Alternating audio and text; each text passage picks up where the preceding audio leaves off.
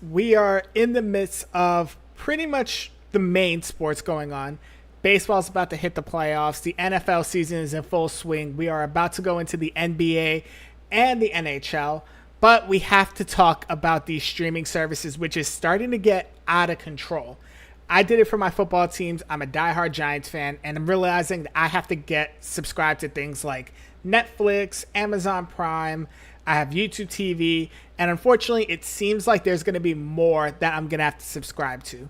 And what really led me to wanting to talk about this subject today is honestly something that I saw on my Twitter account.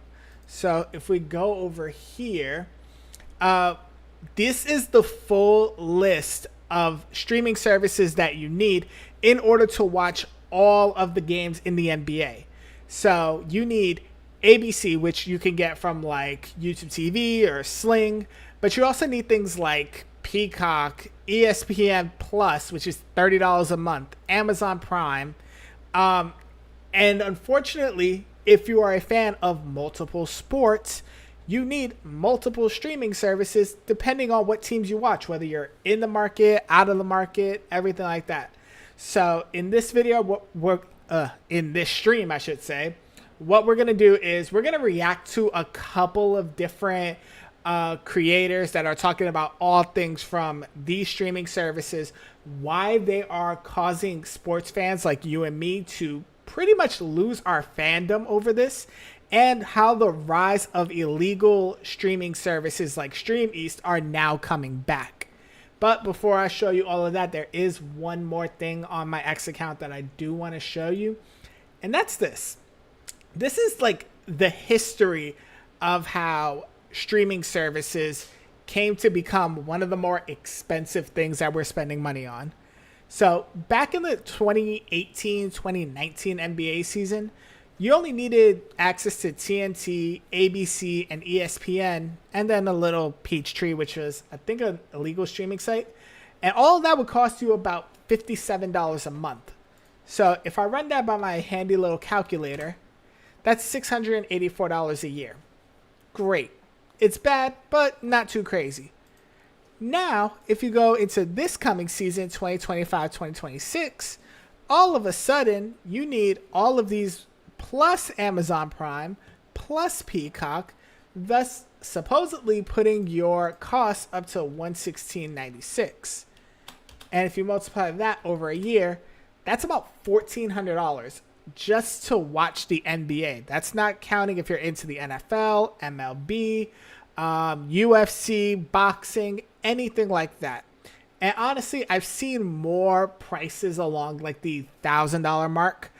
So let's just get right into some of these videos and see what the heck we have been going through over the last several months, years, and where is it coming to in the future. The other day, I got this notification. What in the hell is Google Services? Then I remembered. Back in April, my favorite team, the Washington Capitals, played the New York Rangers in the NHL playoffs. Typically, I watch most Caps games through my ESPN Plus account. Well, technically, it's my brother-in-law Dave's account, but he's cool with it, I think. But since I live in New York City, the games in New York would be blacked out on ESPN and only available on cable or via... Which, again, one of the things I hate most about watching sports now and needing all of these subscription services is the blackouts. So if you're quote unquote in market, like for instance with the Rangers, you have to be in New York or in the surrounding areas. You can't watch Rangers games if you have ESPN Plus, if you have like YouTube TV and you're out of network and things like that. You actually have to go to your local cable provider to do so. But if you don't got cable, guess what? You're kind of SOL at this point. That's why a lot of people go to these illegal streaming sites. Matter of fact, I actually had this problem when the Giants first played their game. Was it the Giants game? Or no, I think it was the Giants. It was the preseason game. They had a game on ESPN. I thought I could watch it through my streaming services. Nope, because I'm in New York City, I need to get the local channels. Hence why I had to pay $80 a month now for YouTube TV. And pray my girlfriend didn't hear that part.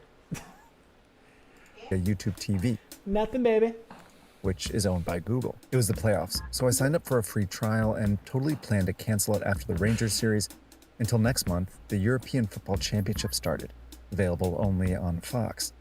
Then the Copa America tournament, also only on Fox. Then the Olympics, only on NBC and a streaming platform Peacock. Then the US Open, only on ESPN. A YouTube TV account would get me all of these, but it was $80 a month.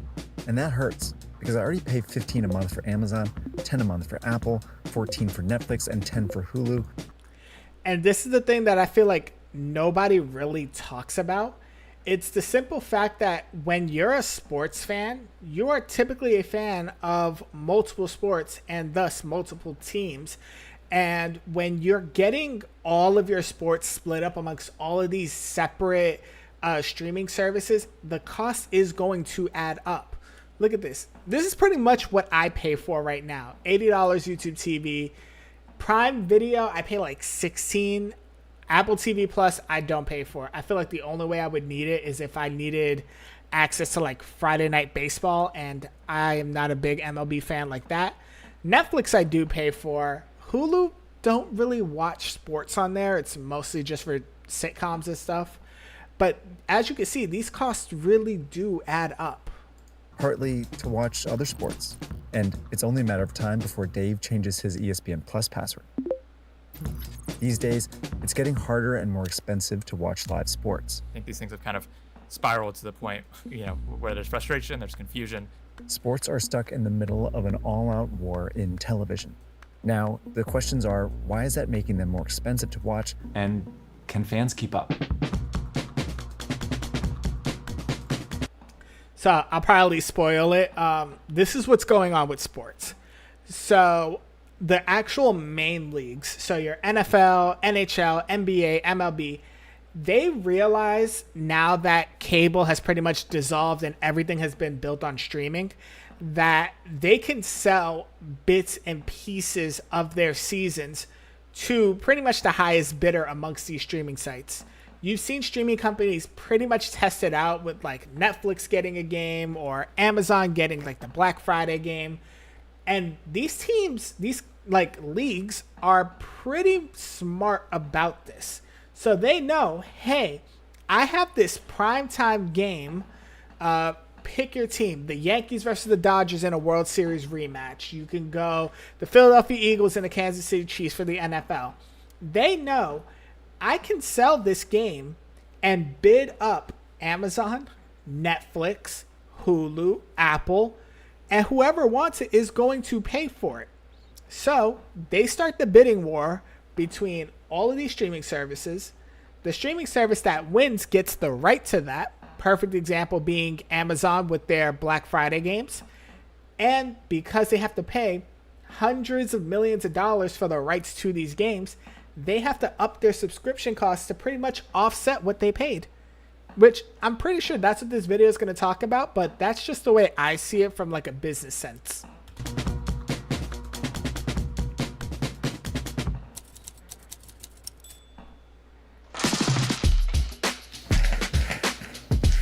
All right, I'm going to use this Jenga set to show you how watching live sports got so ridiculously expensive. But first, while I set it up, I need to explain how live sports became so valuable in the first place. This American college baseball game was the first sports game to be televised live in the US, but it wasn't a huge deal, because not many households had TVs in 1939. By 1960, though, more than 90% of them did, leading TV companies to scramble for shows that they could sell ads on. Sports were uniquely suited for this. Advertisers love live sports because people sit down and watch the ad. It's a captive audience, and it's a wealthy audience. Jacob Feldman covers sports business for Sportico. It's the fourth quarter. It's a 2-minute warning. Fans are going to sit there and wait for the commercials before they see how the game ends. Other live shows like news and primetime scripted shows drew big audiences too. And by the 1980s, they were becoming the core pillar of the TV industry's business model. All right, so these are shows. Orange is going to be live sports. Green are other live shows like news and scripted dramas that air at the specific time every week. And brown are shows that aren't live. TV companies like NBC and ESPN produce all three. and they sell space on them to advertisers. They also charge cable companies the right to package them with other channels.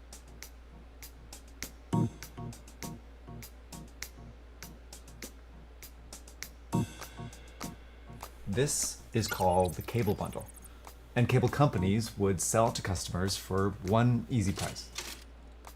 So live sports are the most valuable shows in this bundle, but they're also some of the most expensive. And that's because TV companies need to buy the rights to these shows from sports leagues, say like the NFL or NBA. Now the magic Similar to what I said, right?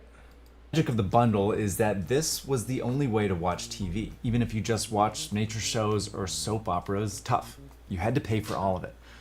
And that demand allowed cable companies to sell it to everyone for a reasonably low price. Yeah, I think it's a great business for. So this is the thing, though, and this is why I believe that the fall of cable and thus the punishment that we have when it comes to streaming companies is mainly our fault.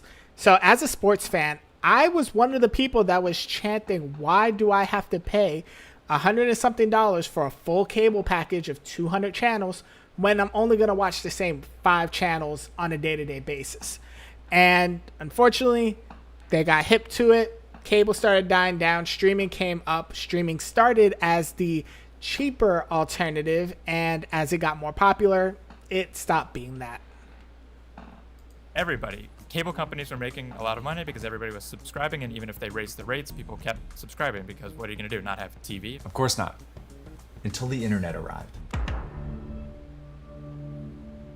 So the most surprising thing that's happened to me over the last year is that I've managed to become a morning person.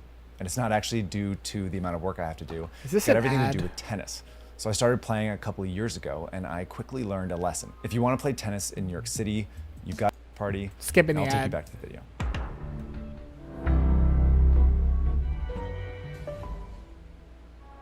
In the 2000s and 2010s, streaming platforms like Netflix and Amazon Prime began offering lots of shows, but not live ones, because they were selling subscriptions, not ads, meaning they never needed to draw a live audience at a given time. Instead, for a monthly fee, they let viewers watch as many episodes of Friends or Breaking Bad as they wanted. And at first, these cable companies were thrilled about it. They're like, oh, Netflix is going to pay for our content. Stuff we're not airing on our TV channel anymore, but Netflix will pay for it. And slowly over time, over years, and then rapidly, people said, oh, I don't need TV at all. It's crazy to think how much Netflix has really evolved. Like, if you think about how Netflix started, they were essentially like Blockbuster, but they delivered to your home. Like, you would get the DVDs delivered to your house and then drop it off in the mailbox when you were done with it. And now they evolved to like such a media empire where they have live shows. They still have the pre-recorded stuff. They have live sports now. So this tells you like it evolves pretty quickly. Like, this is probably all within the last, we're in 2025, maybe 10 to 12 years, all this evolution with Netflix. I just need Netflix. That's why this cable bundle is a Jenga tower. The more people watch shows on Netflix, the less they began tuning in live to watch them on cable. Do you have a minute? Dude, what am I... Rachel's here, so good luck, man. Then the less time they spent on cable meant fewer people watching these live shows. If people are going to watch Saturday Night Live on YouTube, they're going to watch the best Jimmy Fallon bit on YouTube. I don't need to sit there for 45 minutes to see one 5-minute interview with a celebrity like I did 25 years ago. Eventually, by the 2010s, the only shows that people were tuning in live for were sports. This chart shows that in 2002, the audience for an average NFL game was 52% bigger than for a non-sports primetime show. By 2012, it was 154% bigger. This meant the only shows that TV companies could make a lot of money on were sports, and the sports leagues knew it. Take the NFL.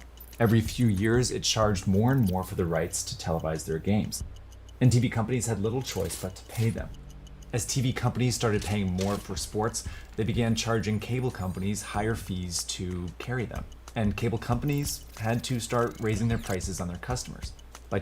And that's where it got to us. So when these cable companies started realizing that they had to charge more money to offset the money that they had to pay the leagues for exclusivity, well, then we started feeling it and said, well, we don't need cable anymore. And then we started slowly inching our way to only streaming sites, aka cutting the cord.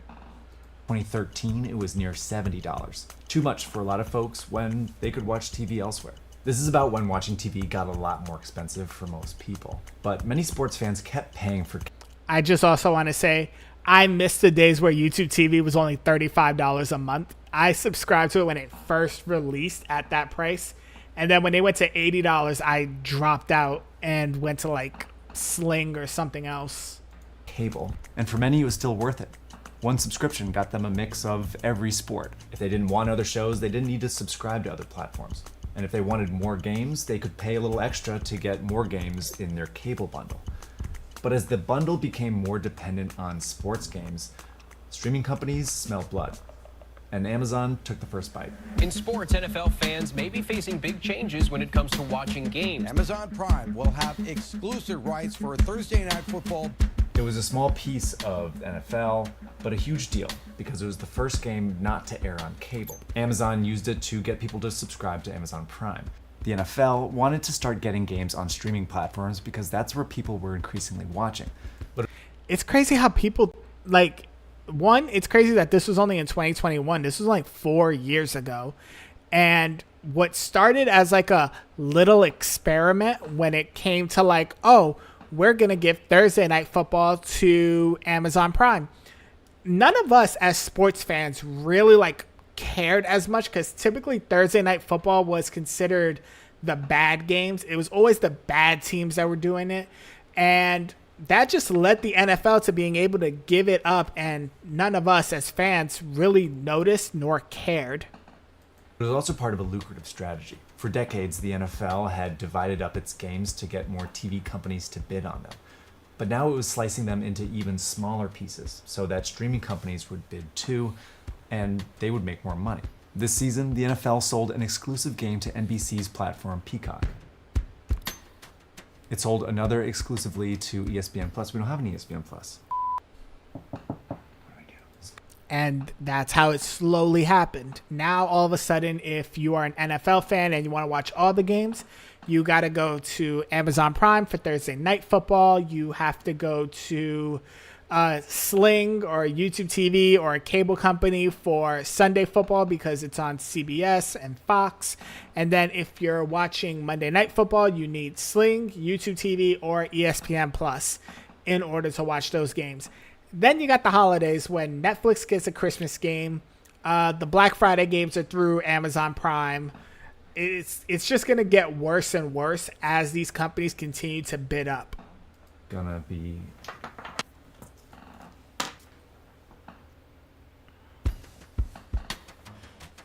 And it sold 2 Christmas Day games to Netflix for $75 million each. It's still just a few games, but it's forcing a lot of football fans to pay for more than just cable. Jacob calculated that fans will need to pay $788 to watch every NFL game this season. Or... It sounds like... Oh, why did this happen? Anyways, the reason it costs so much money is because not only you need these streaming services, but if you're trying to watch every game, then you're also going to need NFL Sunday Ticket, which is like $360 for the entire season, or subscribe to NFL Plus Premium or Premium Plus, where you could get access to NFL Red Zone, which doesn't give you the full games, but basically gives you the best parts of them. Around $322 for games that used to just be on cable. Now, other leagues are spreading their games across streaming platforms too.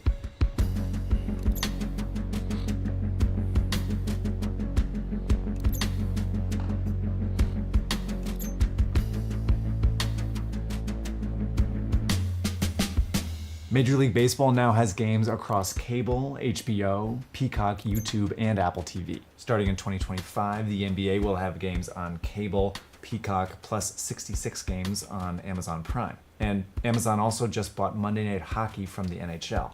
The MLS, bucking the trend, has all its games on Apple TV. What subscriptions you need depend on where you live and how many games you really want to watch. And just to add one more, WWE, for any wrestling fans, Monday Night Raw is on Netflix. Friday Night SmackDown is basically on cable TV. NXT is on Peacock, and any premium live events, which is like their WrestleMania, their Royal Rumble, all of that, that is on ESPN Plus all of a sudden. So that's 4 different subscriptions you would need if you're also a fan of WWE products. But in general, the spreading out of these games across streaming platforms is forcing sports fans to subscribe to more platforms than they ever have before. A recent poll showed that 57% of Americans think there are too many separate platforms required to watch live sports. At the But it is our fault. We signed up for this.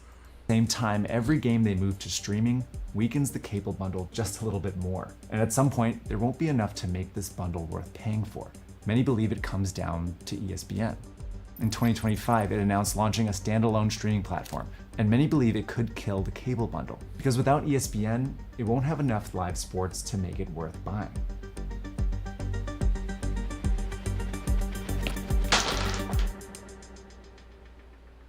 Now, it's likely that these streaming platforms will pick up the pieces, or maybe something new will come together. But without a one-stop shop for sports, sports fans will need to decide which sports they want to follow and which platforms carry them.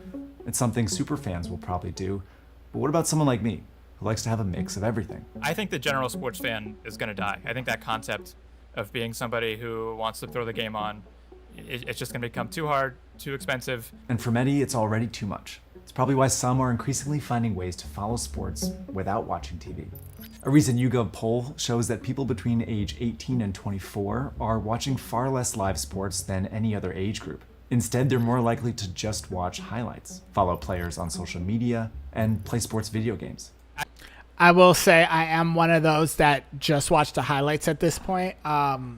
It's just cost so much money to watch every sport that you're interested in, to the point where now my baseball, which I follow the Yankees on that, I'll just wait until the Yankees or Major League Baseball or House of Highlights actually puts the highlights of the game up on YouTube, and then I'll watch it that way. Do the same thing pretty much for the NBA as well, but football is probably the only one that I will sit down and watch live. I do think a lot of people, and Netflix train them this way. Look, if it's on the platform or the app or whatever that I use, great, I'll watch. Otherwise, I'll watch the highlights on Instagram. And I think that's kind of what the next generation is learning.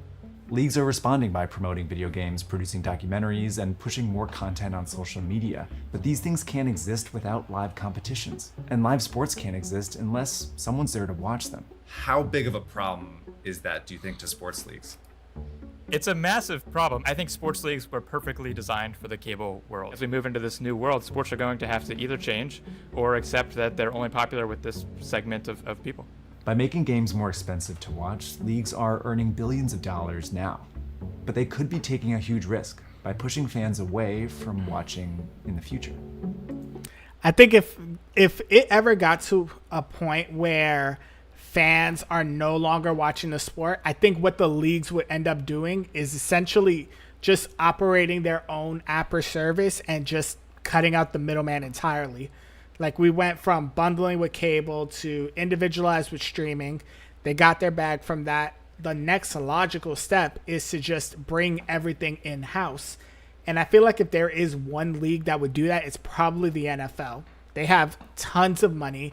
They have tons of fans. They're only on for like 17 weeks out the year plus the playoffs. So the seasons wouldn't cost them. The seasons wouldn't cost them that much because it's not that much time in there. So if there's any league watching the next 10 years, the NFL will probably have a standalone app, and they'd be like, hey, pay us $300, $500 something dollars. Actually, I just thought about it. They do have it. Sunday Ticket.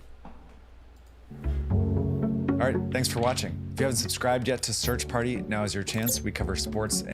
No, but yeah. So apparently, because my brain completely forgot about it, the NFL already does it. They have their own internal service with Sunday Ticket where you can watch every game. You do kind of need cable for it. I think you need either DirecTV or YouTube TV to do it. So just wait for them to have their own standalone app to do it. And then watch the NBA might be next because they generate a lot of revenue. MLB may do it, but they are probably the last remnants of cable TV needing, because their popularity is not as high as the two other leagues. And then slowly everything else will follow suit. But that is the end of that one. So we're going to watch this one from Brody Brazil on NBA streaming costs. You saw the you saw the tweets that I just showed you with how many streaming services you need.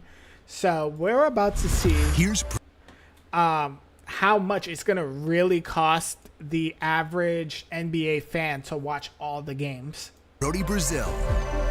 So as I'm scrolling social media yesterday, I keep coming across this same 30-second clip of Adam Silver. And without listening to it, I can clearly see there's a lot of negative reaction to not only what he said, but how he said it. So I finally decide to give it a listen, and personally, I couldn't really believe how he laid out this topic. Now, the question was, I don't know if he's going to play the actual clip, but for those who didn't see this, Adam Silver, who is the commissioner for the National Basketball Association, basically went on a press conference, and one of the quotes that really stood out was when he was answering a question about what could he tell fans of the NBA that can't afford all of the streaming sites that are needed to watch the games.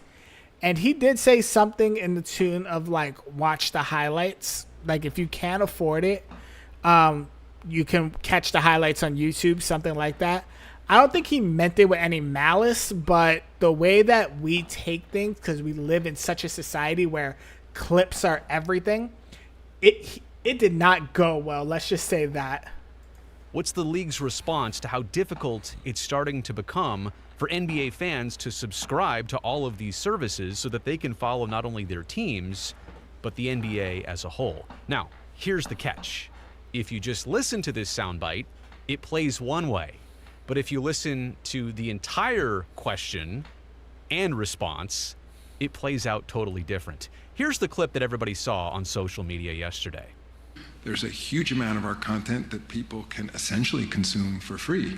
I mean, this is very much a highlights-based sport, so, Instagram, TikTok, Twitter, you name it, any service, the New York Times for that matter, to the extent that your content is not behind a paid firewall. There's an enormous amount of content out there. YouTube, by another example, that is advertising based, that consumers can consume.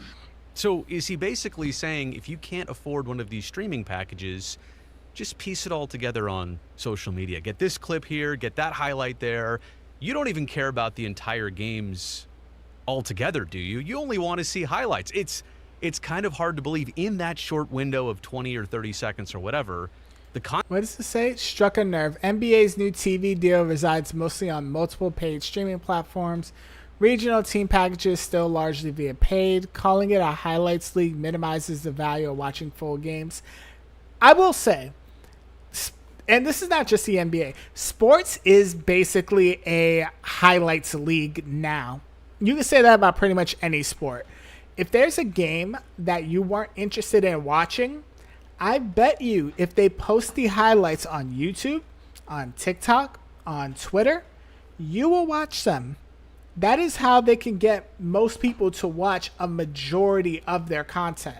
Because not everybody wants to sit through a 2 to 3 hour game unless you're an actual fan of that sport or a fan of that team. Now, don't get it twisted. If I see the Thunder versus, let's say, the Nuggets, I'm going to watch that game.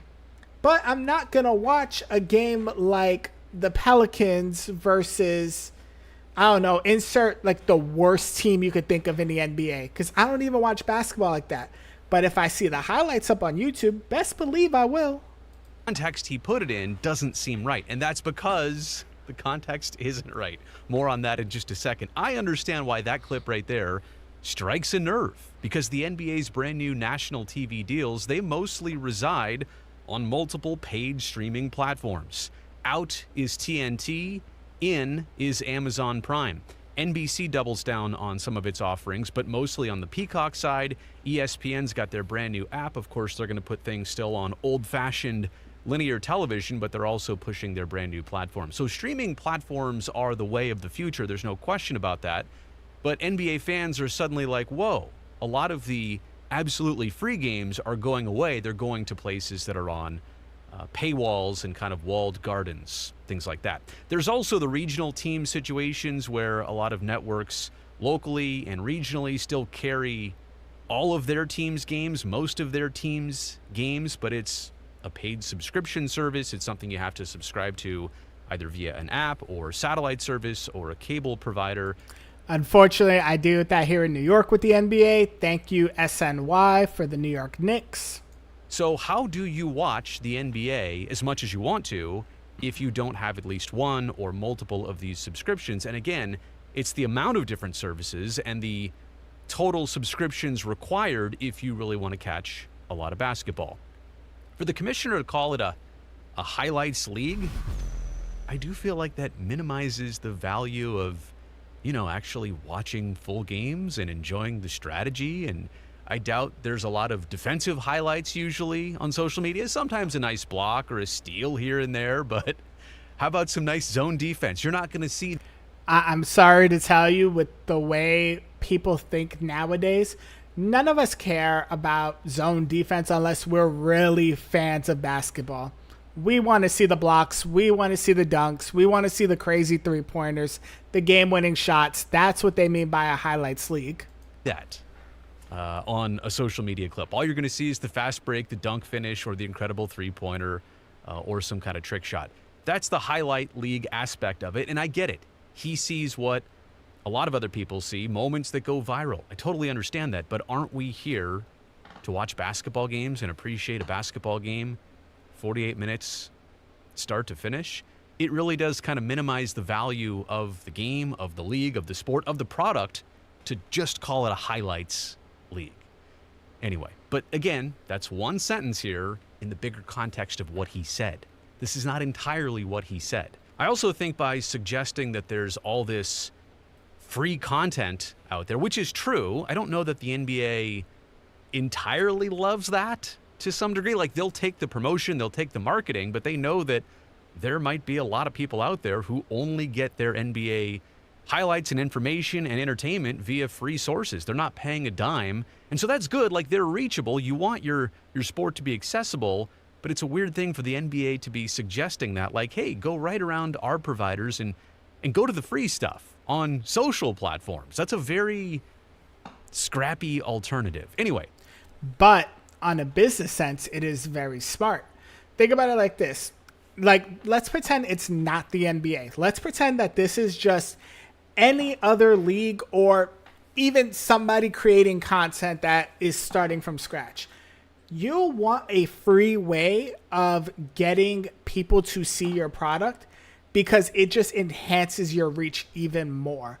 Putting out things for free on socials, let's say shorts, TikToks, YouTube videos, things like that, even for those like me who don't watch your product on a day-to-day basis every season, I'm going to be interested in it I'm going to be interested in it when I see the free versions of your product. And when you see the same thing over and over and over, eventually you're going to draw that person in closer to having these like paid subscriptions. Think about it like this. If you've never watched the NBA, never had no interest in it, yet you go on TikTok and you see the dunks, you see the blocks, you see the crazy three-point shots, the crazy game winners, then you're like, something's interesting about this. Oh, wait, there's a game that I can watch. Let's say it's on Netflix and you already have Netflix. Now you're going to go check it out. Now you're going to sit through that game and then you're going to be like, oh, this actually wasn't bad. And then that's how they're going to slowly get you over the long term to subscribe to the other platforms that all their games are, to turn you into a fan. And then they have the numbers to where they can go back to these streaming services and demand more money. That's pretty much the game of these sports leagues and these streaming services. It's just a giant circle. I just want to acknowledge all these things because this is the main reaction that a lot of people had to what the clip that they saw said. But that brings me to the original question and the full answer. And I didn't even get who asked this question, but it's a long one. It's a detailed one. It's a good one. And here it is. Question. It's become very expensive to watch the NBA as a fan, not just going to games, but also in order to, there's different streaming services you have to subscribe to. Some of the RSNs, regional sports networks, are expensive. Those are the local and regional television deals. I know that there are other points of entry for fans to interact with the NBA. There's social media and a lot of younger fans. That is how they're experiencing the sport. But I wonder how much you think about that and how that will shape the next generation of fans. Really good question there. Adam Silver's response. This is a question posed to the commissioner of the NBA. He says, I think about it a lot. I will say I saw the story your publication ran. Don't know which one that is. You took all the different streaming services and added them up and what those costs would be. And I can't imagine that's a low dollar amount. If you subscribe to all the NBA partner platforms, it's probably pretty expensive per month and per year. I look at it a little bit differently because most people can only consume so many games.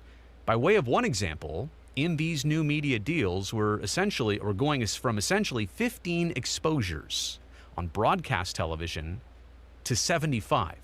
So to the extent someone wants to put little rabbit ears on their television, you can still get 75 marquee games, in essence, for free in the marketplace. Meaning, over-the-air television, free television. Apparently that number is what the NBA is advertising, 75. And before anybody feels any type of way about that, do not sleep on getting an antenna and getting your basic cable that way. I had an antenna. I think I paid like $20, $25 for it. Put that thing right there. Put the antenna on the window, and I was having all the games I needed from the NFL and NBA completely free that way. Marquee games this year, absolutely free. I'd say in addition to that, and this is an ongoing issue for the league, there's a huge amount of our content that people essentially consume for free. Now, we're about to get into the part you've already heard him say, but this is an ongoing issue for the league. He's acknowledging absolutely what the question is, absolutely what the concern of fans are, that they're not getting enough access for free, or they're having to pay too much in too many different places.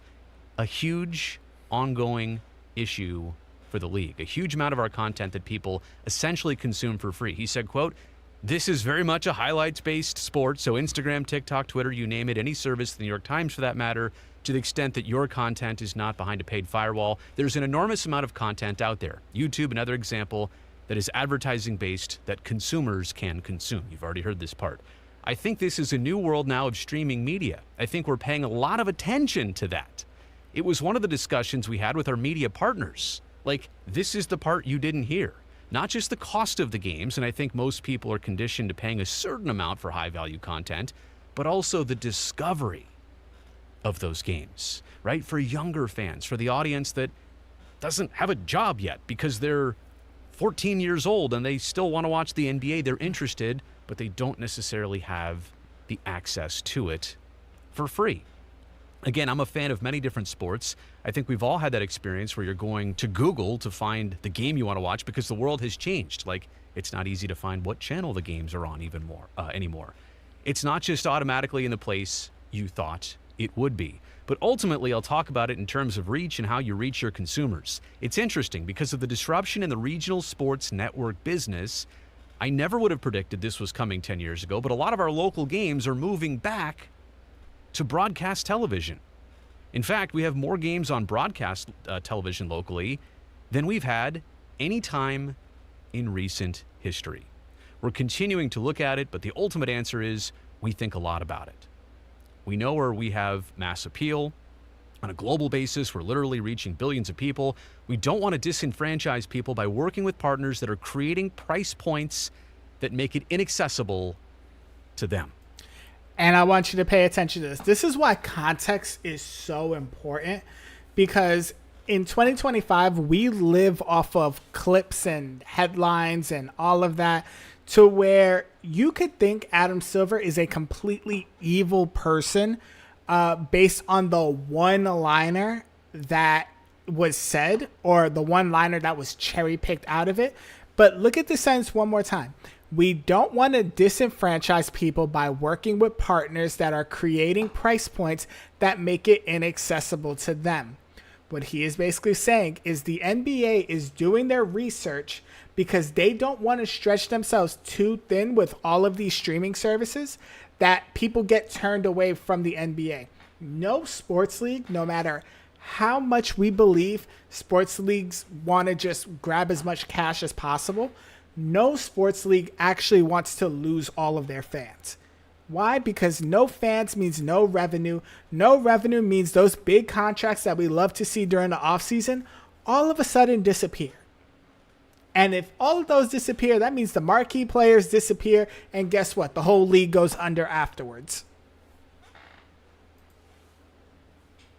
I mean, you heard the clip and you saw how that was posed to the public, and you saw that one little bit of how he says, well, if you want to be a fan, there's free ways, and you get your little bits and pieces here and there, but we'll never let you watch a game. He's literally saying they've increased the amount of free television games, and they're aware of this, and they're concerned about it, and it's very important to them. Doesn't this paint a totally different picture? As I get to my takeaways here, yeah, you know what? For the NBA, the landscape of sports television, it's obviously a brand new frontier, and it's hard for them right now with so many things changing and things going from old media to new media, and they're having to strike a brand new 12, 13, whatever, 14-year deal with their television partners. It's hard to predict exactly where things are going, how they can do this in a way that it's still going to be all their content, all their games accessible, easily accessible to fans. Not only can they discover it, but they can consume it at a reasonable price on a regular basis. It will take some exploring. Honestly, there are going to be some missteps, some mistakes along the way. I think we've seen that with Major League Baseball. They've tried some new time slots. They've worked with some partners where you're like, what even is the Roku channel? How do I get that game on the Roku channel? I want to watch my team, and usually they're on one channel, like 6 nights out of the week. And then on the 7th day, I can't even find them. I don't know how to even get this. Yeah, if there's one tip I could give to sports leagues, sorry, I was thinking about this as he was saying it, please don't change your time slots. I think we're learning this with the NFL this season, because the NFL tried to make the leagues for Monday Night Football. I should say that again. What the NFL is trying to do is for Monday Night Football, they're trying to squeeze out 2 games for that. Whereas traditionally, the NFL Monday Night Football is only 1 game at 8 p.m., they tried, I think it was last week or 2 weeks ago, to do an 8 p.m. game and then, no, a 7 p.m. game and then a 10 p.m. game. The problem with the 10 p.m. game, even though it is 2 teams on the West Coast, so their local fans don't mind that at all. The problem with us, those of us in the East Coast, means that that game does not end until 1 a.m. And because it's a Monday night game, a lot of us have to go to work the next day. I fell asleep after the first quarter. So for the MLB, NHL, NFL, all the leagues, do not change your time slots. For football, I love you with all my heart. 1 p.m. games, 4 p.m. games, 8 p.m. games. That is it. If you want to try to squeeze out 2 games on Monday Night Football, make a 6 p.m. and an 8 p.m. game. That way, on the tail end of the first game, we're right in the middle of action on the second game. Baseball, 1 o'clock or 7 o'clock. Like, I can't do any kind of like crazy time slots with that. I don't even watch baseball as it is. Basketball, honestly, I only know the 8 p.m. games. I usually only watch the primetime ones. Channel. That's not a good thing, but again, this is all part of the trial and error as we embark into really a new landscape. You really, though, no matter what, no matter where this goes, no matter what technologies exist, no matter what platforms exist, the number one like golden rule here is you have to make sure that you don't price out your current and future fans of the sport. Not only make it too difficult, but also set that price point too high where they're like, you know what, it's just not worth it anymore. You have to create it at that price point where they're still interested. It seems like a deal. It seems like a fair deal. It not only seems like a fair deal, it seems like something they can't wait to take advantage of. And they respect the fact that there is some cost to it, but they're going to get a lot for it. They're going to get everything for it. No blackouts, all the games, one place. Simple as that. You want to be easy and predictable to find. Maybe that's the second rule here. Number one is the price point. Number two, easy and predictable to find. And you know what? I think the main message out of all this, what people saw on social media yesterday from Adam Silver, kind of putting it out there like, well, you can find us for free. You can get your little bits and pieces and highlights and piece it all together and figure out what happened in a game. Don't believe everything you see from just one clip. In that case, it was lifted. It was the juicy part. And that is just a general rule for life, not just with the Adam Silver situation, not just with sports, with all real life, especially what's been going on the last couple of weeks with everything going on in the world. Ladies and gentlemen, please stop taking clips and headlines and just running with it. If there's something that got you emotionally triggered that sounds like it's wrong, do some research on it, get the full context of it before you start passing judgment on it. Adam Silver could have got ran through the mud with the small clip, but when you get it in context, it doesn't sound nearly as bad as what people took it to be. A little bit out of context, and then it just flew away. And then everybody kind of ran with that and saying, does he really feel that way about us, the audience? Like, you'll figure it out on social media. We're going to put games in harder to reach places and you can just figure it out on social. No, that's not at all what he said. So the highlights-based sport comment, that was part of the equation, but the bigger picture is, yes, they're concerned. Yes, they're aware of this. And yes, it's definitely something that they are cautious about moving forward. I've got full respect for Adam Silver. I know a lot of times commissioners take the credit or they take the heat for how a league is going. I know he doesn't get everything right. There's certainly no question about that. But I think there's a lot of effort and thought and care and compassion put into the things that he and the NBA do. And I think this is just an example of that. So I wanted to set the record straight. Maybe you saw the clip. And if not, now you heard it, and now you know the real story. Let me know what you think in the comments section below. Also, thumbs up while you're down there. Don't forget to subscribe to this channel. Really appreciate it. And there you have it. Adam Silver, even though I put him on the thumbnail here because it was mostly trending, he did not mean what we all took it to mean. Now, he basically said, we're looking into it every day with the NBA. We're not trying to make it inaccessible to our fans, but we are in a new generation of fans and viewers. We are in a highlights business. People do watch the highlights on TikTok, on Instagram, on YouTube, but they're looking like all the different ways to see how can they best get the most amount of games to the most amount of eyeballs as possible. That is how a league and a business is ran. Now, we're going to watch one more video on streaming itself before we get into the meat of what I also want to talk about when it comes to sports streaming, and that is the illegal stream sites that are growing and are coming back into popularity with all of these streaming programs charging a boatload of money. But before we get into that, we're going to watch this video on Streaming Was a Mistake by Raze. This thing went crazy. It's over 3 million views. Your comeback. No, not that kind. Video piracy. Remember when streaming was supposed to be the hero that killed piracy? Yeah, that didn't happen. And the reasons why are obvious.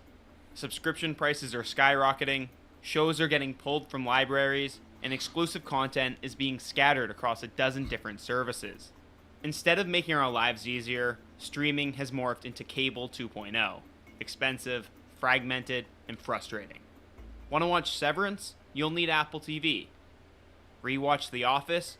Well, it used to be on Netflix, but now you'll need Peacock. Sports? One game is on DAZN, another on Fubo. How are you even supposed to keep track of where everything is?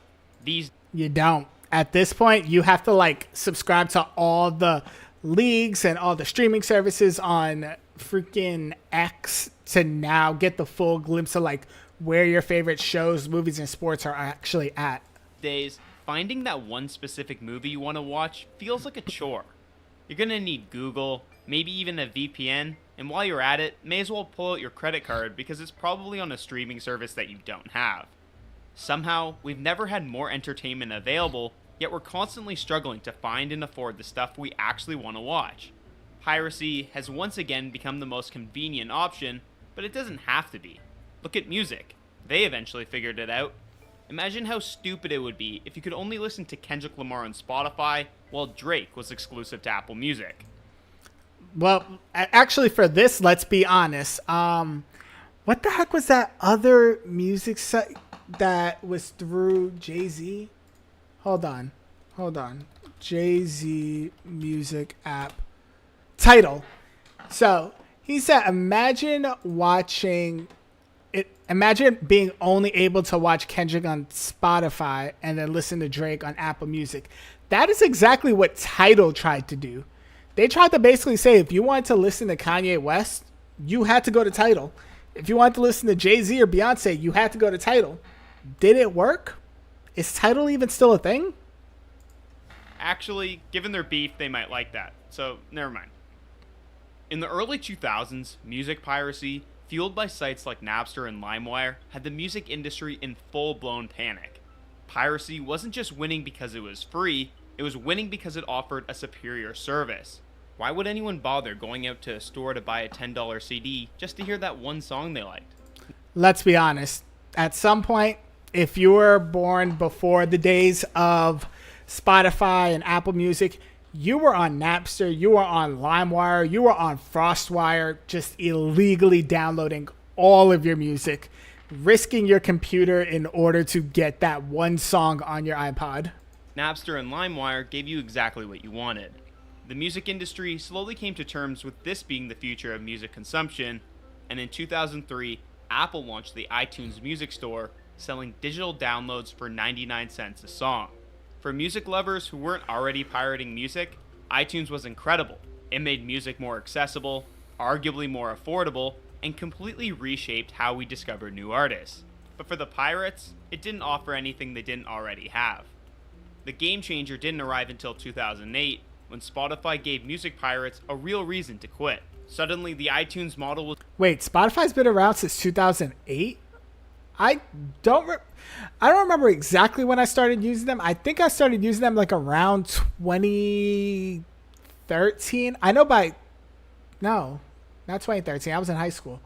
I think I started using them like around 2018 or 2017 while I was still in college. So that's crazy. Was obsolete. We stopped buying music altogether and started paying a monthly fee for all-you-can-stream access. The price was right, and the convenience was too. It became clear that if you wanted to actually stop piracy, you simply had to provide a better alternative. I would have thought that was obvious. At the same time as the music industry was seeing this massive transformation, the internet was making video piracy a lot more accessible. Regulators' efforts to combat video piracy weren't working. They mostly relied on vague threats and public service announcements like this one.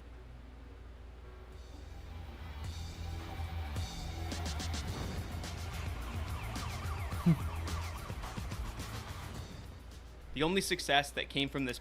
I remember these ads playing all over my TV on like MTV and all those channels.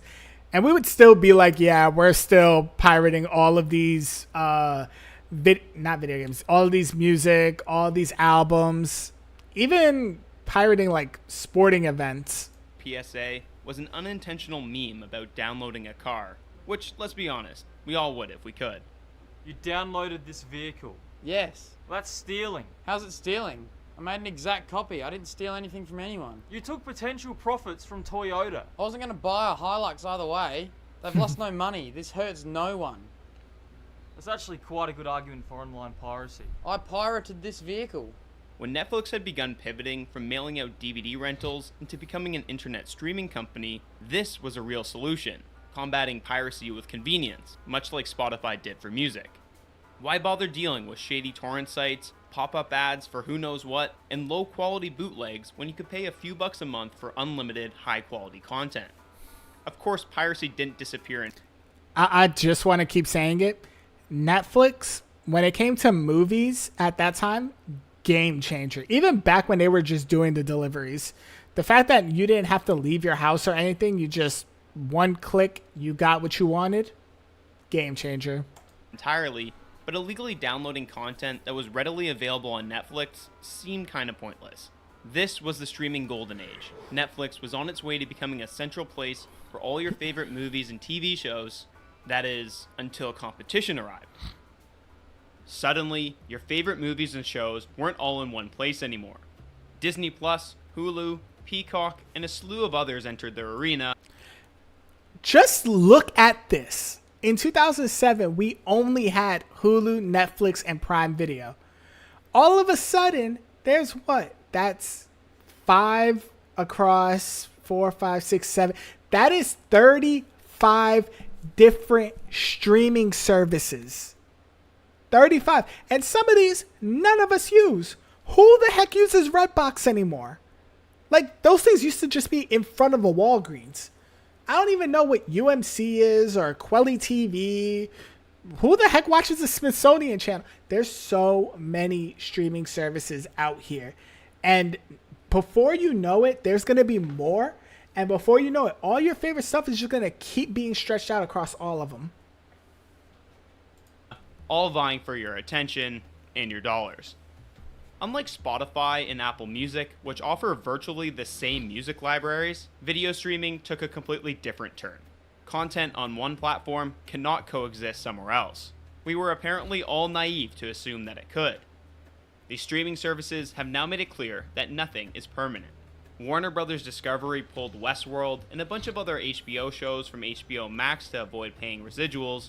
Disney Plus has been caught removing original films and series without warning, and Netflix is notorious for constantly rotating its library, making it impossible to rely on the service for long-term access to anything.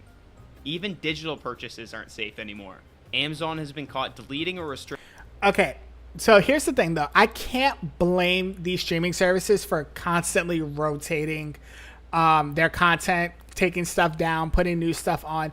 Because at the end of the day, if you're not constantly refreshing your library, it's going to grow stale to viewers and they're going to go elsewhere. That's, again, the downside with having multiple streaming sites. But I will say, this is why we are so thankful for having YouTube, because with YouTube, all the content here pretty much stays here.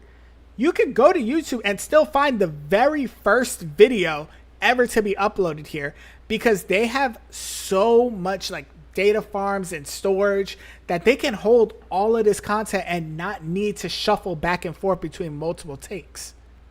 Restricting access to movies that customers had actually bought. So let me get this straight. You pay for a streaming service, you get emotionally invested in a show, and then one day it vanishes without a trace? And the only surefire way to watch it whenever you want is to download it illegally? Yeah, that'll definitely kill piracy. While the streaming wars began as a battle royale for content supremacy, licensing disputes and complex streaming contracts have soured the entire industry. Like, why could Disney Plus subscribers in the US watch The Bear while those in Australia couldn't?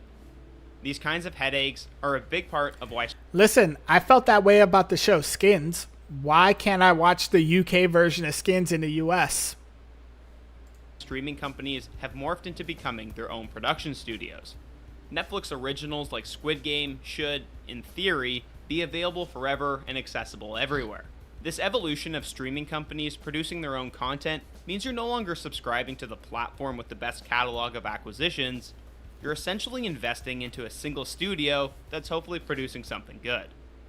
Netflix is planning to drop a staggering $18 billion on content in 2025 alone, with the lion's share going to originals, like finally delivering the last season of Stranger Things, even if the years of delays make it hard for the actors to still pass as kids, but whatever. How do you do, fellow kids? What? At some point, Netflix and its rivals will start seeing diminishing returns on their massive spending on original content and on what they can reasonably charge subscribers. If Netflix decided to spend $100 billion on new content, would you be willing to shell out $200 a month for it? Probably not. There's only so much content we can consume, and it's not like every original is a hit. The few must-watch movies and shows remain scattered across too many different platforms. According to Deloitte's Digital Media Trends report, the average US streaming video subscriber pays for 4 services, adding up to a hefty $69 per month. That's Okay, the average person only pays for 4. I guess I'm not average because I think I pay for Netflix, Hulu, Amazon Prime,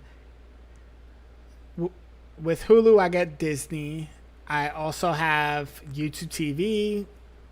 I think if I really check, I probably have like 6 or 7 that I pay for. Insane, and almost certainly unsustainable, considering that over 50% of Gen Z and millennials surveyed had canceled at least one paid streaming service in the last 6 months. Because Me, I cut off Sling in the last like month or so to switch over to YouTube. Streaming has become so expensive, we're going to start seeing more people picking a streaming service like they pick a sports team, crossing their fingers that the new releases will be good enough to justify sticking with it. Why? Well, you know, support the team. Sure, you could drop Netflix after. Hello, streamer. I help streamers grow whether you're verified. Oh, wow. The bots are here. No, I'm good. After binging Inventing Anna, just so you could afford to subscribe to Apple TV for Ted Lasso.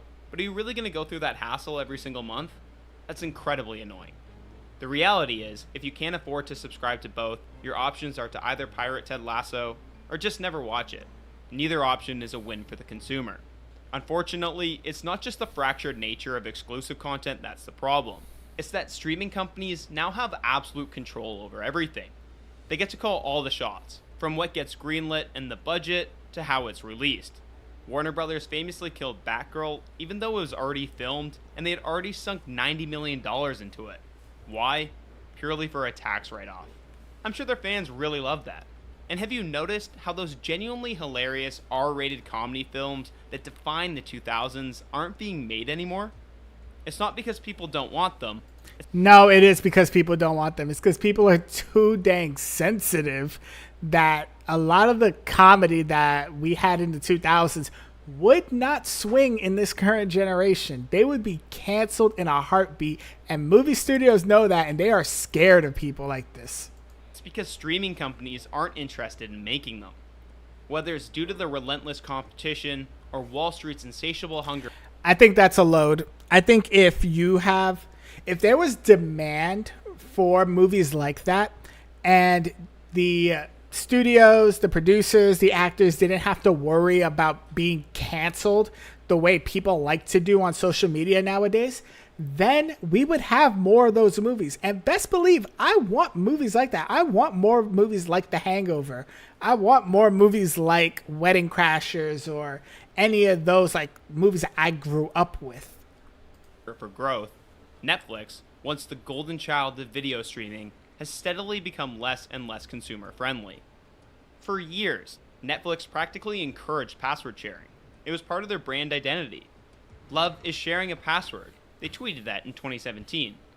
In a complete reversal, they declared war on account sharing in 2023, forcing users to either pay extra for additional profiles or risk getting locked out. This was like the one thing I hated. The shared the fee to share your passwords. Like, I had to tell my family, like, yo, get off my Netflix, because every time I would go on Netflix on my TV, it would be like, oh, are you using a shared account? Pay us an extra $16.50 to be able to do it. And it was just ridiculous. Other streaming platforms quickly followed suit. This wasn't about security or fairness. It was a blatant attempt to squeeze more money out of subscribers. To add insult to injury, Bezos, who has enough money to take joyrides to space, began forcing ads on Prime Video users even though they're already paying for the service. And predictably, many other streaming companies, including Netflix, have jumped on the bandwagon, offering ad-supported tiers that cost about the same as what you were paying already. Which is essentially double dipping, because they get the money from the ads, and then they get the small little bit from you and me. This kind of blatant corporate greed is exactly what drives people to look for alternatives. And when all streaming services are doing the same thing, the only alternative is piracy. Well, pirating is stealing. We didn't steal it, okay? We just downloaded it. No, the website is called moviepirate.com. And the other one is called freemovies/arg. I'm starting to see a little bit of a pattern here, because I also use one called stolenmovies.free. In recent years, Netflix has become increasingly concerned about how easily people can avoid paying for their service.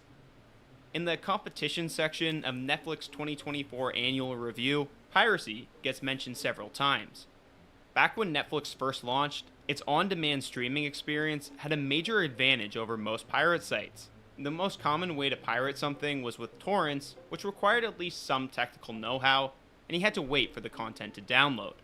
Today, most pirate sites offer on-demand streaming with a user experience that's virtually identical to Netflix, but with more content and no subscription fee.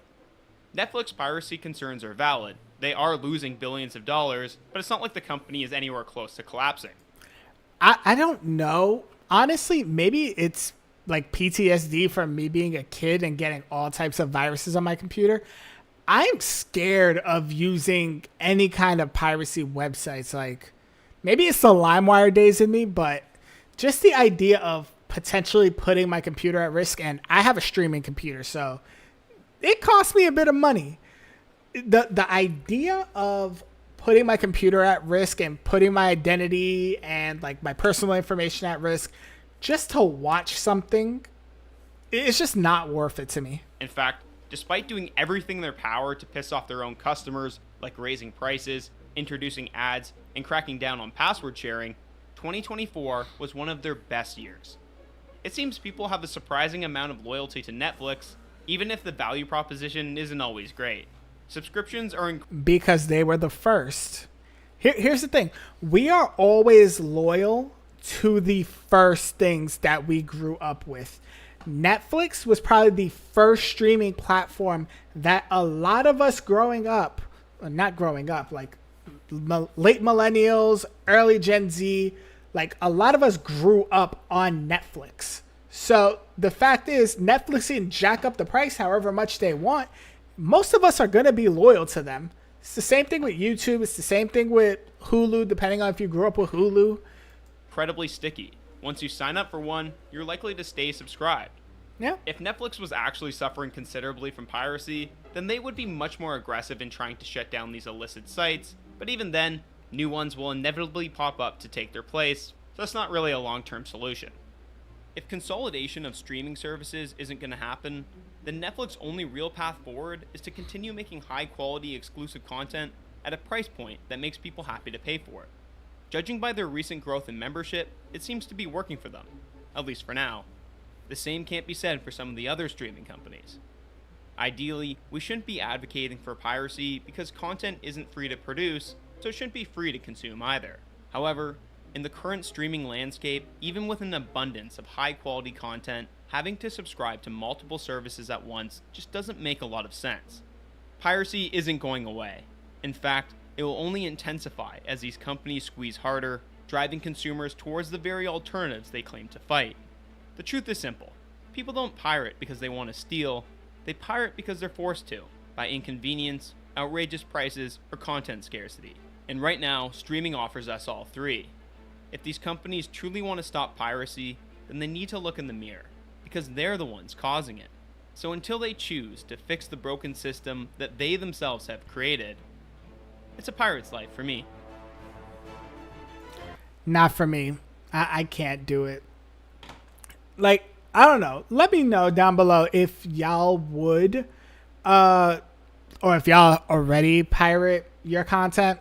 But I just can't do it. I can't find myself doing that stuff. It's just, to me. But we are going to talk about how illegal streaming has now taken over the sports leagues. Before we get into that, though, I need a drink of water or something, so I will be back.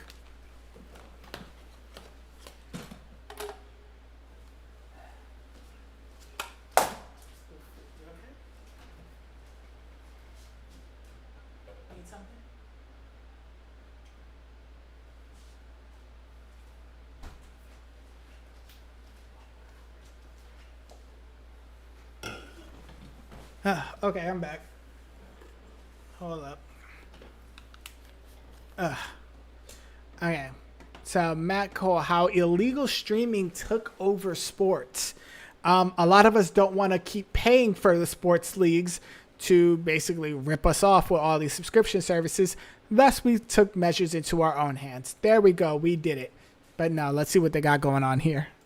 is a broken system. Welcome, everyone, to the very first Fox Sports Live. Another game time to Bill Cream along. Welcome to CBS Sports HQ, NBC's coverage of the Premier League. Live sports are headed to Max. Remember when it was simple to watch sports? You used to be able to turn on your TV and flick to whatever sports game you wanted to watch. Now, Yeah, I remember those days. Sit down, put on Fox, put on TNT. Oh, Addiskin now following. Hey, let's go. Really enjoyed your stream. Love your energy. And I play this game too. If you ever down a team up, hit me on Discord. Okay, I don't know. I think this might be a bot because I'm not playing video games here. But thank you so much for the follow. if you want to watch every game, it requires a color-coded spreadsheet, a PhD in sports streaming, and a lot of cash to do so. Even LeBron James watches the NBA on StreamEast, a live sports streaming piracy. Okay, I heard about this, about some NBA player who watched something illegally on StreamEast. I didn't know it was LeBron. Site. LeBron is famous for being cheap for sure, but he can afford NBA League Pass. Maybe he just didn't want to deal with the hassle of things like blackouts and all the different streaming services that are out there now. So how did this happen? How did sports streaming become so fractured and complex? Let's find out. Sports have existed for many reasons, for fitness, fun, military training, but at its core, sports have always been entertainment. And as long as sports competitions have existed, we have wanted to watch them. There's evidence of crowds watching early Olympic Games in Greece, sumo wrestling in ancient Japan, hurling in ancient Ireland, gladiator games in Roman Colosseums.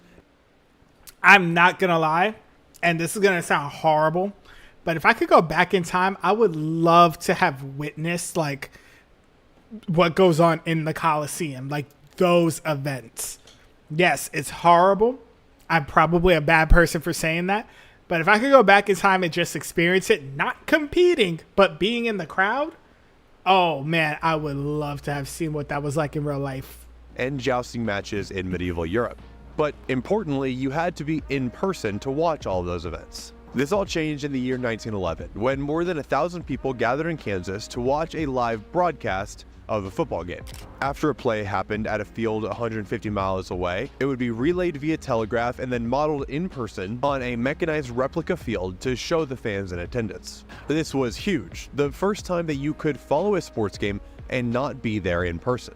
A year later, and sports hit the airwaves in 1912, when a college professor created an experimental radio broadcast, where hams could tune in to listen to the college's home football games. A decade later, a Pittsburgh radio station began broadcasting sports to a commercial audience, first with a boxing match, then with a college football game, and then with a Major League Baseball game, marking the advent of professional sports on broadcast. Naturally, television was the next frontier. A 1939 Columbia University baseball game was the first broadcast to the United States.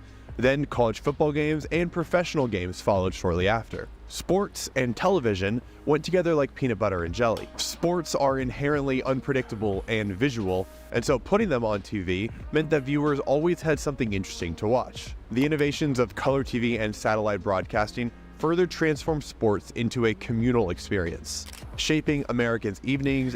I feel like I'm back in college with my whole like history of television and radio And social calendars. And in the 1970s and 80s, it was easier than ever to enjoy live sports. All you had to do was look through your TV guide, see at what time and on what channel the game would be on, and tune into one of the major channels available to everyone, like ABC, CBS, or NBC. Then, in 1979, a new player entered the game that would change sports broadcasting forever. Its impact? Well, let's just say it's the reason that you're probably paying for 5 different subscriptions right now. The first dedicated sports channel, ESPN, launched initially focused on custom programming like SportsCenter, but it soon secured exclusive rights to the early rounds of March Madness, and then added boxing and the NFL Draft, and in 1987, 8 NFL Sunday games, marking the first time that a channel outside the major networks was going to be airing professional sports games. And it was a hit. People loved it. But since ESPN was only available on cable, this was the beginning of the fragmentation. Additionally, around this time, regional sports networks emerged. For example, Yes Network provides New York City with coverage of the New York Yankees and the Brooklyn Nets. These RSNs slowly but surely pulled coverage away from the national. That ain't the only one in New York. Like I said, we got SNY for the Mets and the Knicks as well.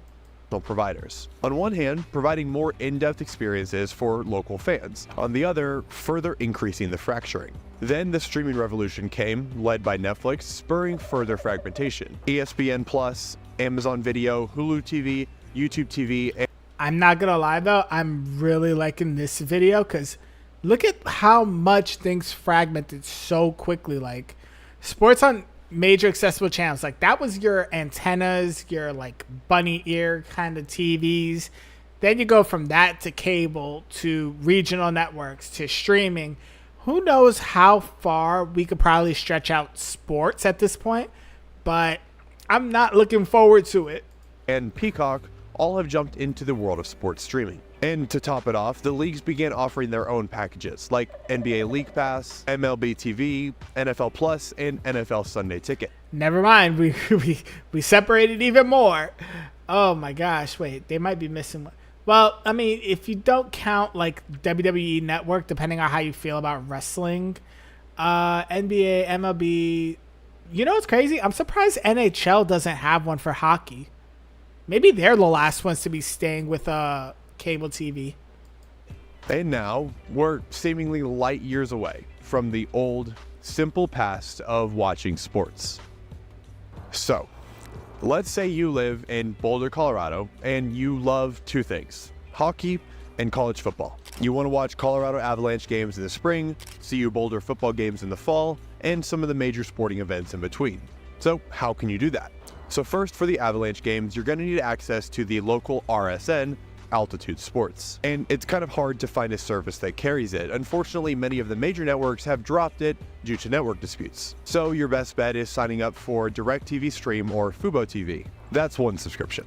Next, CU Boulder games are on ESPN, Fox Sports, and occasionally CBS. For ESPN, let's say you pick YouTube TV as your provider. You're also probably going to need ESPN Plus since they have some exclusive games and you don't want to miss those. The big events like the Super Bowl or the NBA playoffs normally air on the major networks, but sometimes you can only find them on niche channels or streaming exclusives, meaning you might need yet another service like TNT, Paramount Plus, or Amazon Prime Video. In total, you might need at least 4 or 5 subscriptions to cover all your interests. And with each service costing 4 or 5 is light.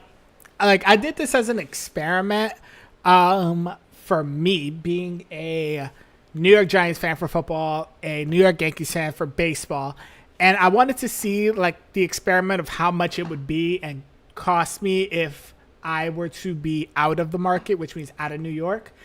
I would have needed to catch every game from just those two teams. I would have needed NFL Sunday Ticket. I would have needed Netflix. I would have needed Amazon Prime. I would have needed Apple TV. I would have needed MLB TV. I think, was it just the 5 networks? Well, 6, because I also would have needed a live TV service like YouTube TV in order to catch like playoff games, Super Bowl, things like that. That's 6 different streaming services. That's easily about almost $1,000 a year, depending on if you want like the ad-free version or not. Anywhere from $10 to $80 a month, you might be looking at $200 a month and a big headache. There are 2 main reasons for this fractured and frustrating world: blackouts and exclusivity deals. So, I said it earlier and I'll say it again. Blackouts are probably the worst thing about being a fan, because if you don't live in that direct city, but you're like in the surrounding region, they can still say, well, you can't watch it unless you have local cable. I think there's somebody that, what is it? There's a New York Giants content creator for football. He doesn't live in the city. I think he lives like somewhere in Long Island or something like that. He said he don't get Giants games, but he gets the Philadelphia Eagles games, which is insane to me. Imagine paying for a service specifically to watch your favorite team, only to find out that you're not allowed to see their home games. That may sound crazy, but welcome to the world of blackouts. Blackouts were originally produced to protect local broadcasters and teams. The thought was that if a game was available on TV in the same market that it was being played in person, then it would deter fans from buying tickets to see the game live. So leagues implemented these blackout rules where games could not be aired in the same place that the game was being played in person. For a fan, navigating these blackouts can be a headache. Even with multiple subscriptions, you might be still unable to watch the game if it's in your area. Moreover, it's simply confusing what is and isn't blacked out. It's different per region, per location, per team. In Iowa, for example, residents are blacked out from watching 6 different MLB teams, despite being hours away from any of their stadiums. So, Iowa, I feel so bad for you then, if that's still the case. if you want to watch your local team play without buying an expensive in-person ticket, you might be out of luck. The second main culprit is exclusivity deals. In the NFL, for instance, Thursday night games are currently broadcast exclusively by Amazon Prime Video. Then Sunday games are typically split between CBS and Fox, with CBS taking the AFC games and Fox taking the NFC. Super Bowl rotates on a 3-year schedule between NBC, CBS, and Fox Sports. And while these deals make sense for the business to lock in revenue, for the viewers, they've created an expensive storm of confusion and frustration. And I will say, at least for the NFL part, this is the reverse side of the blackout dates. Imagine you are a fan of your local team and you are used to watching your games either on CBS or on Fox. The fact of the matter is, if your team ends up playing a Thursday night game or they end up playing a Monday night game, you're not going to get your team's games on your usual networks. You're going to have to subscribe to either Amazon or ESPN just to get those, or you're probably just going to have to watch the highlights like we talked about earlier. And so it's not a huge surprise that many take to the high seas to watch their favorite sports teams. People are increasingly turning to certain sites that are, simply put, convenient locations where you can watch every live sports broadcast you could want to. And these sites are run by savvy teams of people who are dedicated to keeping them online. And the world of sports piracy is much more widespread than you may even realize. A recent survey found that while 89% of respondents paid for a subscription to watch sports, over half of those were still using pirate services on a monthly basis. 31% of respondents cited frustrations with local broadcasting limitations as the reason for why they turned to piracy. In the 2024 Super Bowl, an estimated 17 million viewers tuned in to illegal streams to watch it, with over 1,300 different streams counted while it was live. And only 16% of respondents reported never using pirate services to watch live sports. Those are some stark numbers that cast a light on just how frustrating the world of live sports streaming is today. But looking forward, it's not all bad. Venue Sports offered a glimmer of hope. Designed as a platform to bring all the top leagues together in one place where you can watch it all live, the service's launch was sidelined in August of this year following an antitrust lawsuit.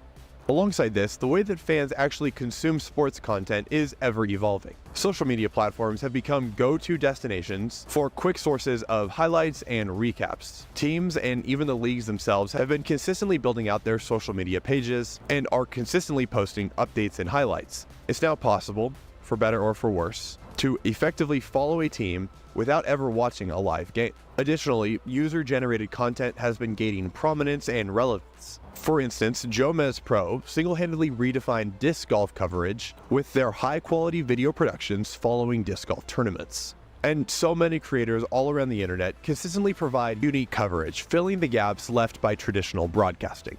So the world of sports streaming is at a crossroads, and decisions made in the coming years will shape how we as fans experience sports for decades. One thing's for certain, the passion of sports fans and our dedication to follow our teams will continue to drive innovation, whether through official channels or creative workarounds. And there you have it. So, all in all, here's what we basically learned from this, from pretty much this entire stream. When it comes to sports, it just evolved in a way where we went from traditional cable companies and being able to watch all of our sports teams just on our TVs to the business side of it evolving and sports leagues deciding, hey, nobody's really watching cable anymore. I can make a boatload more money just by selling off parts of my league to all these different streaming services. The streaming services looked at it like, hey, if I get access to these sports leagues, then I could get more viewership onto my platform. And once people are in there and they're paying this like $9.99 for my streaming service, they will essentially not leave. Because let's be honest, when you're paying like $5.99, $9.99, $19.99 for a streaming service, you're going to most likely forget that you're paying for it. And if you put it on a credit card, you're definitely going to forget about it. And then next thing you know, 2 months, 3 months, 6 months, a year goes by, and you pretty much just keep paying it, not even thinking about it. And that's what they really want you to do. And when it comes to sports leagues, who knows where this is going to evolve in? Like I said, every sports league is participating in this same system. MLB is doing it, NFL, NHL, NBA, WWE is doing it. You saw MLS is doing it. The Olympics, I was so lucky to find out during the last Olympics that they were only on Peacock and I could watch all the games there. But who knows? Maybe the Olympics and the World Cup may do that at some point as well, where they just sell off parts of their games to all these different streaming sites. And I tell you, with the rarity of it, I would not be shocked if that does happen, because those events are so rare that it's essentially a cash cow. But that's all I got for y'all today. I am going to have clips of these live streams going up multiple times during the week. And I am starting to stream Wednesday, Thursday, and Friday. So be on the lookout for those. Subscribe if you haven't. Leave a like here. And I will see y'all next time.